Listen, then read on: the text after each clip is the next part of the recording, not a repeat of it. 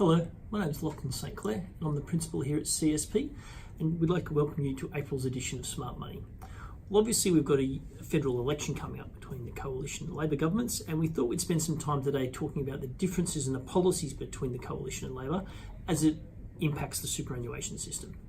As per our last video, the Coalition, I should say, really didn't propose too much in the budget. It was actually pretty devoid of any changes to superannuation. So from the Coalition's perspective, there's not a whole lot of change coming down the channel. However, if the Labor Party get into power, they are proposing some pretty significant changes, and I thought I'd take this opportunity to run through those changes at a high level for you now, so that you can come back to us if you think there's anything that's going to impact you directly. The first of those changes, the Labor Party is proposing to reduce the non-concessional contribution limit, so that's the amount of money you can put in without claiming a tax deduction, down from $100,000 to $75,000. So that's a 25% reduction in the amount of money you can put into superannuation as a non-concessional contribution.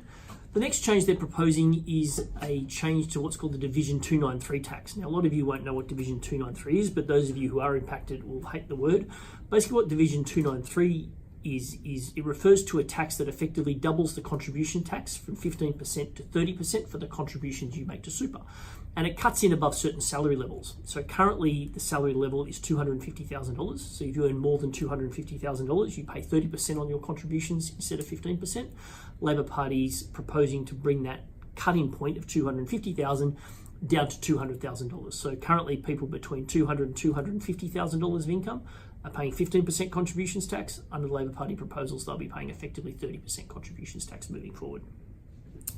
The next one's a really annoying one, I must admit, from a financial planning perspective. At the moment, if you are basically any employee in Australia, you can make a contribution to super and claim a tax deduction on that contribution as long as your total contributions, including your superannuation guarantee and your salary sacrifice, etc., don't exceed $25,000 a year.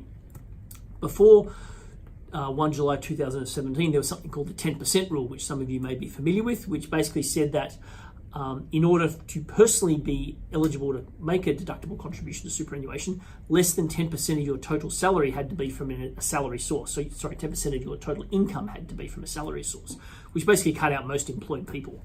Labor's proposing to reintroduce the 10% rule. What that means in a practical sense, for a number of our clients, we've got life insurance policies that are superannuation class policies, but those individuals pay the contributions, or pay the premiums, I should say, for those policies, but then claim as a tax deduction because it's a superannuation contribution.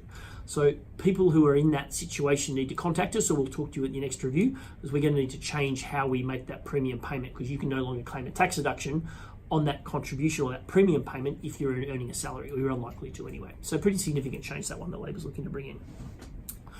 In terms of the superannuation guarantee, Labor is looking to fast track an increase in the superannuation guarantee from the current 9.5% up to 12%.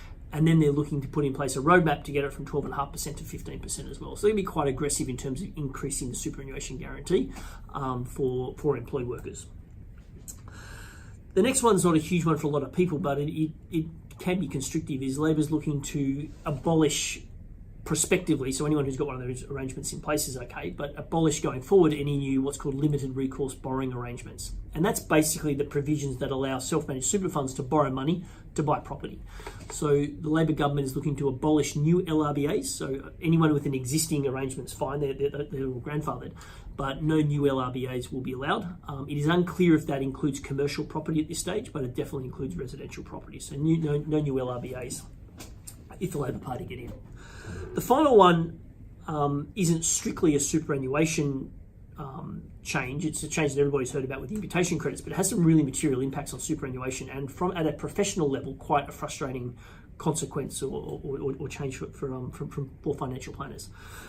Basically what it is to do with the imputation credit abolishment. So as I'm sure most of you know, Labor, if they get in, are planning on abolishing any imputation credit refunds effective the 1st of July this financial year. So previously, if you had a share portfolio, had a bunch of Westpac shares or CommBank shares, whatever the case may be, and every year you did your tax return and got a refund from the tax office, that refund is going to be abolished under the Labor provisions.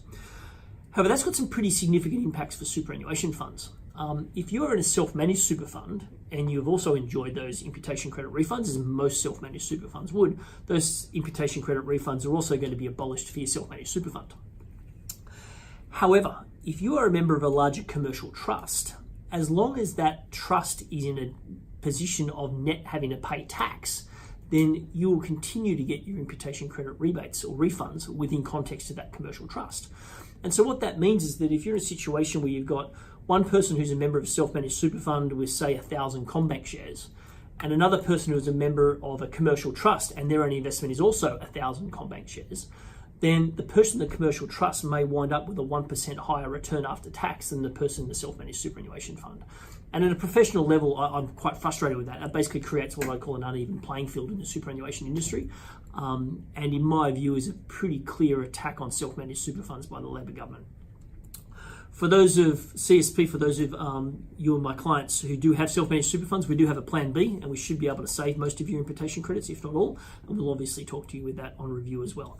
But a really big change and a really significant change in the dynamic of the industry, I think, and a pretty heavy kick against self-managed super funds, particularly those that have Australian shares, obviously.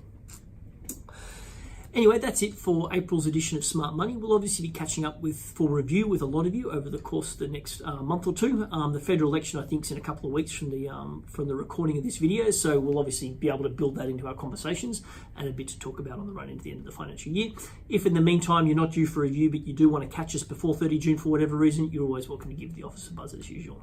Thank you very much, and we look forward to talking to you soon. Thank you.